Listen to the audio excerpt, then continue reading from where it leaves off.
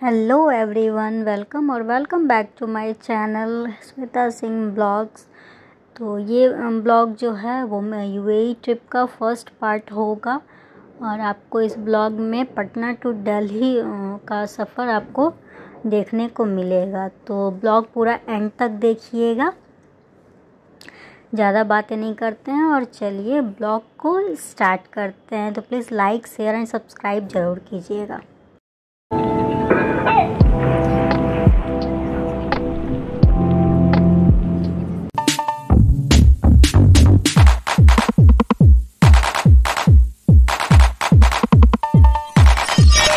तो hello everyone. तो सबसे पहले आप लोग देख रहे हैं पटना जंक्शन। तो हम लोगों का जो फ़्लाइट था वो पटना से था। तो हम लोग जहाँ रहते हैं वहाँ से पहले हम लोग पटना पहुँचे क्योंकि हमारी फ़्लाइट पटना से ही थी और लगभग 4-5 घंटे पहले हम लोग पटना पहुँच चुके थे।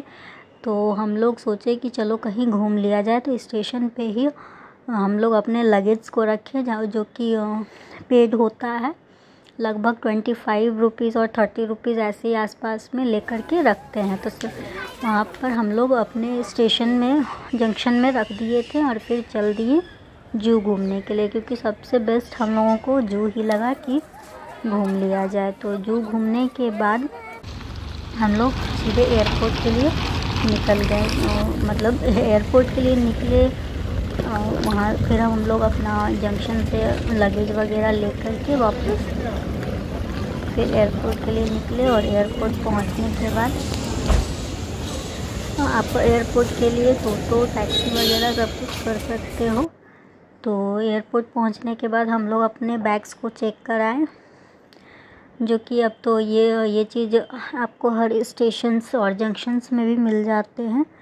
और यहाँ पे जो होता है कि आपके बैग में क्या क्या सामान है, क्या लेकर जा रहे हो, क्या नहीं लेकर के जा रहे हो, कि किन किन चीज़ों को आप कैरी कर सकते हो फ़्लाइट में, वो सब इसमें देख लिया जाता है। और देन हम लोग अपना चेक इन किए और फिर थोड़ी देर रेस्ट करने के बाद, क्योंकि हमारी फ़्लाइट जब थी उससे पहले ही हम लोग पहुँच गए थे, और रेस्ट करने के बाद हमारी जब फ़्लाइट की टाइम हुई और अनाउंसमेंट हुआ तो हम लोग निकल दिए अपने फ़्लाइट में बैठने के लिए।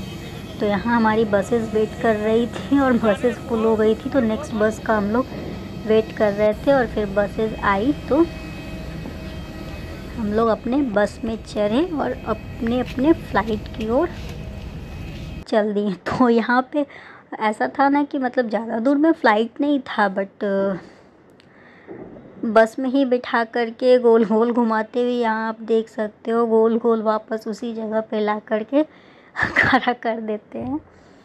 तो ये चीज़, लेकिन रूल्स अच्छे लगे, ज़्यादा भीड़ भाड़ भी नहीं हुई फ़्लाइट में जाने पे। तो ये एक चीज़ ये भी रहा कि बहुत ही अच्छा लगा। रूल वाइज हम लोग बस में बैठे और फिर वहाँ से फ़्लाइट में बैठे, तो भीड़ भाड़ भी ज़्यादा नहीं हुई, अच्छा लगा सब कुछ। और ये हमारा फ़र्स्ट फ़्लाइट था, हमारा मतलब मेरा फ़र्स्ट फ़्लाइट था। हस्बैंड पहले भी फ़्लाइट से जा चुके थे, बट हाँ, ये इंटरनेशनल ट्रिप जो होगा वो फ़र्स्ट होगा दोनों का। सो हम लोग यहाँ पे फ़्लाइट के पास पहुँच चुके थे, बाकी की बसेस भी लगी हुई थी यहाँ। ये देखिए, यहीं से हम लोग निकले थे और वापस यहीं पे पहुँचे हैं। थोड़ा सा डिस्टेंस होगा और फिर हम लोग फ़्लाइट में एंटर किए। और फ़्लाइट में एंटर करने पे थोड़ा सा वहाँ पे हो गया था, लाइन लगी हुई थी। तो हम लोग सोचे कि चलो यहाँ फ़ोटोशूट वगैरह कर लिया जाए। एंड देन हम लोग अपने अपने फ़्लाइट में अपने सीट्स पे बैठ चुके थे। और सीट पे बैठने के बाद ये देखिए हस्बैंड कुछ बातें हमें बता रहे हैं। रनवे पे आएगा ना, एक ही बार झटका मारेगा, सारा ये जो है ना, मतलब थोड़ा सा झटका महसूस होगा। ठीक है, हमको लगता है स्टार्टिंग स्पीड 100 से ऊपर है इसका। तो आप लोगों ने सुना, हस्बैंड हमें समझा रहे थे कि जब फ्लाई करता है एरोप्लेन तो कैसा महसूस होता है। तो क्योंकि उनका ये फर्स्ट एक्सपीरियंस वो कर चुके थे, इसलिए वो मुझे बता रहे थे कि हो सकता है ऐसा आपको भी महसूस हो। जनरली सबको होती है।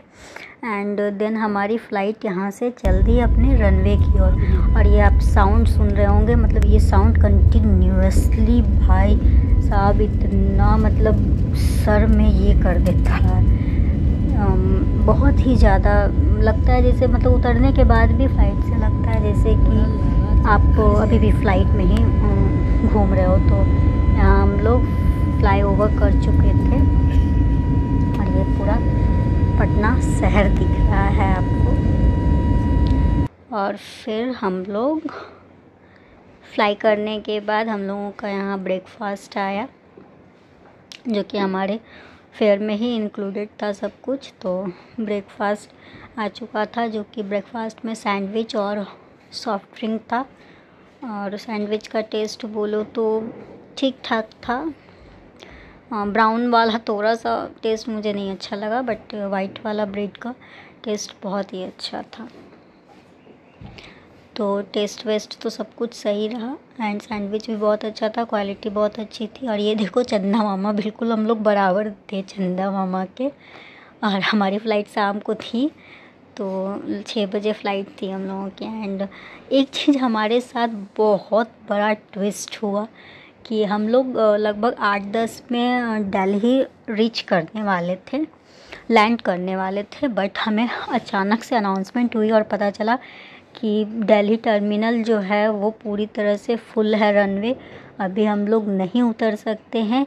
45 मिनट्स तक हमें ऊपर ही रहना होगा। और माय गॉड, ये सुन के तो मेरा हालत ख़राब हो गया था कि पता नहीं क्या होगा क्या नहीं। इतनी देर तक ऊपर ही घूमना और मतलब जस्ट गोल गोल वहीं पे घुमा ही रहे थे ऊंचाई पे ही। और डर भी लग रहा था, लेकिन फिर भी भगवान का नाम लेते हुए चलो फिर 45 मिनट्स के बाद अनाउंसमेंट हुई कि खाली हो चुका है और हम लोग लैंड करने वाले हैं दिल्ली टर्मिनल। तो या हम लोग ये दिल्ली टर्मिनल में लैंड कर रहे हैं। और जब दिल्ली टर्मिनल में हम लोग का लैंडिंग हुआ तो भाई सांस में सांस आई कि चलो हम लोग सेफली लैंड कर चुके हैं। नहीं तो जान तो भाई साहब मुंह में अटका पड़ा था कि पता नहीं क्या होगा नहीं होगा। और फर्स्ट फ्लाइट का एक्सपीरियंस मतलब क्या मैं बोलूँ, बहुत ही डरावना रहा था मेरे लिए, जो वो बोला गया कि ऊपर ही रहना पड़ेगा 45 मिनट्स तक। कृपया ध्यान दीजिए, हम दिल्ली के टर्मिनल 2 पर पहुंच गए हैं। आपसे निवेदन है द्वार खुलने के बाद कृपया विंडो शेड्स बंद कर दें और एयरवेंट्स खोल दें। अगर आपकी फ्लाइट दूसरे टर्मिनल से है तो कृपया साइन बोर्ड का इस्तेमाल करें। अधिक सहायता के लिए हमारी ग्राउंड टीम से संपर्क करें। दोनों टर्मिनल के बीच की दूरी लगभग 20 मिनट की है। धन्यवाद। तो केबिन क्रू की ये बातें सुनकर के दिल को बहुत ही राहत मिला। और यहाँ हम लोग टर्मिनल 2 पे लैंड किए थे और हमारी नेक्स्ट फ़्लाइट जो थी इंटरनेशनल फ़्लाइट एयर अरेबिया की दिल्ली से शारजाह के लिए, वो टर्मिनल 3 से थी। तो फिर हम लोगों ने सोचा कि क्यों ना यहीं पे वेट कर लिया जाए, क्योंकि फ़्लाइट थी नेक्स्ट हम लोगों की 3 बजे या 2 बजे ऐसे ही आसपास में। और जो हमारा हम लोगों ने जो लैंड किया था वो अपनी यात्रा में इंडिगो को शामिल करने के लिए सारे प्रोसेस करने के बाद लगभग 10 बज चुके थे। तो हम लोगों ने सोचा कि क्यों ना यहीं पे आराम से रेस्ट कर लिया जाए, फ़ोन वगैरह चार्ज कर लिया जाए, क्योंकि फिर नेक्स्ट टर्मिनल पे जाओ तो वहाँ पे पता नहीं किधर है वो ढूंढना पड़ जाएगा। तो यहाँ पे सब कुछ सामने में था, तो हम लोगों ने सोचा कि चार्जिंग वगैरह कर लेते हैं अपने अपने फ़ोन को फुल्ली और देन यहाँ से हम लोग निकलेंगे। तो हम लोग यहाँ पे लैंड करने के बाद हमारी बसेस फिर से वेट कर रही थी वहीं पे। और फिर हम लोग बस में एंटर करने के बाद अपने डिपार्चर की ओर चल दिए। वहाँ हम लोगों को डिपार्चर के पास बसेस छोड़ने के बाद हम लोग वहाँ देखें कि रेस्ट करने का जगह था, तो हम लोग रेस्ट किए और बहुत ही रिलैक्स लगा। इतना अच्छा रेस्ट के लिए एक चेयर लगा हुआ था फुल्ली एकदम लेट करके, बहुत ही रिलैक्स लगा। तो यहाँ आप देख सकते हो। एंड वीडियो कैसी लगी लाइक शेयर एंड चैनल को सब्सक्राइब ज़रूर कीजिएगा। और ये देखिए मेरी हालत आपको यहाँ दिखेगी, बहुत ही गंदी थी। तो चलिए मिलते हैं नेक्स्ट वीडियो में, तब तक के लिए bye bye, thank you for watching.